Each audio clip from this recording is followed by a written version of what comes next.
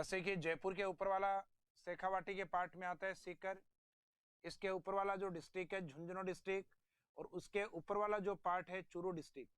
इन 3 जिलों को मुख्यतः शेखावाटी में लिया जाता है,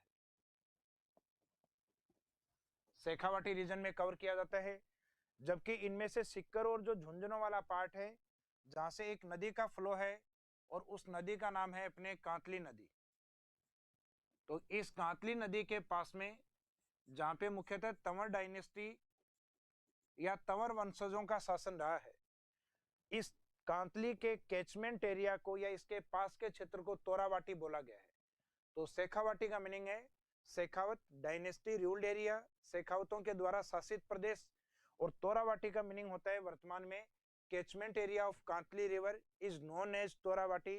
कांतली के द्वारा कवर किए गए क्षेत्र को हम मुख्यतः तोरावाटी कहते हैं। तोरावाटी में चूरू डिस्ट्रिक्ट को काउंट नहीं करेंगे, जबकि शेखावाटी में तीनों को काउंट करते हैं, सीकर, झुंझुनू एंड चूरू डिस्ट्रिक्ट। तो जैसा अपनी डेफिनेशन है, Shekhawat dynasty ruled area is known as Shekhawati. Shekhawat वंश के द्वारा शासित प्रदेश को शेखावाटी कहा जाता है, जिसमें शामिल जिले जो मैंने आपको बताए वो तीनों शामिल हैं। उसके बाद में है नेक्स्ट तोरावाटी, जिसका मीनिंग है catchment area of Kantli river, यानी मुख्यतः इस नदी का महत्व है। कांतली नदी के अपवाह क्षेत्र को मुख्यतः किस नाम से जाना जाता है? तोरावाटी। इसके द्वारा जो कवर्ड रीजन है, यानी जो इसके द्वारा कवर किया गया क्षेत्र है, उसमें शामिल है एक तो सीकर और एक दूसरा है झुंझुनू डिस्ट्रिक्ट, यानी इसमें चूरू डिस्ट्रिक्ट को शामिल नहीं करेंगे।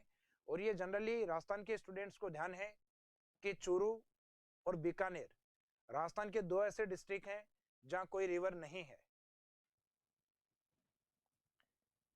इसके बाद में हम देखते हैं नेक्स्ट जो मिलते जुलते शब्द हैं, उसमें एक आता है थली और एक दूसरा पार्ट आता है तली। थली का मीनिंग होता है upland part of desert, meaning मरुस्थल का जो ऊंचा उठा हुआ भाग है। जैसे कि सामान्यतः हम पश्चिमी राजस्थान में देखते हैं, तो डेजर्ट में जो बालूका स्तूप या जो सैंड ड्यून्स होते हैं, जिनका जो अपर वाला पार्ट होता है, इन भाग को कहते हैं हम थली, जो कि जनरली अपने बीकानेर और चूरू की ओर अधिक होते हैं, ऊंचे उठे हुए भाग थली लैंड। और ये पार्ट ऊंचा उठा हुआ होने के कारण इस एरिया में कोई रिवर नहीं है। तो इसका जो डेफिनेशन है वो कुछ ऐसा ही है, upland part of desert is known as Thali. मरुस्थल के ऊंचे उठे हुए भाग को थली कहा जाता है। आमतौर पे हम अपने ग्रामीण क्षेत्रों में देखते हैं, घरों के बाहर का जो ऊंचा हल्का सा उठा हुआ भाग होता है, जो अपने आगे घर के बाहर जो फर्श होती है, उसके ऊंचा जो उठा हुआ भाग है, उसको आमतौर पे अपन कहते हैं घर की थली। थली मीनिंग है आसपास की जमीन से थोड़ा ऊंचा भाग, यानी अपलैंड पार्ट ऑफ डेजर्ट। तो ये मरुस्थलीय भाग में अपलैंड ऑफ डेजर्ट के रूप में डिफाइन होता है, यानी मरुस्थल का ऊंचा उठा हुआ भाग। और उसमें राजस्थान के 2 जिले शामिल हैं, Churu district and Bikaner district. इस कारण इन डिस्ट्रिक्ट में कोई भी नदी नहीं पाई जाती।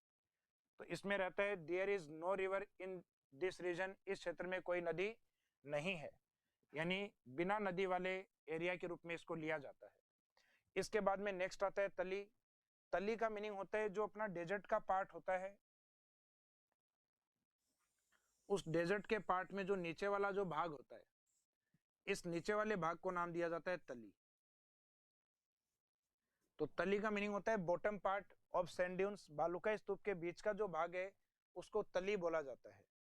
तो तली का मीनिंग है bottom area located between sand dunes is called तली। बालूका स्तूप के मध्य की निम्न भूमि को तली, या इसके लिए एक लोकल शब्द और भी काम में लिया जाता है, आमतौर पे हम इसको पलाया भी कहते हैं।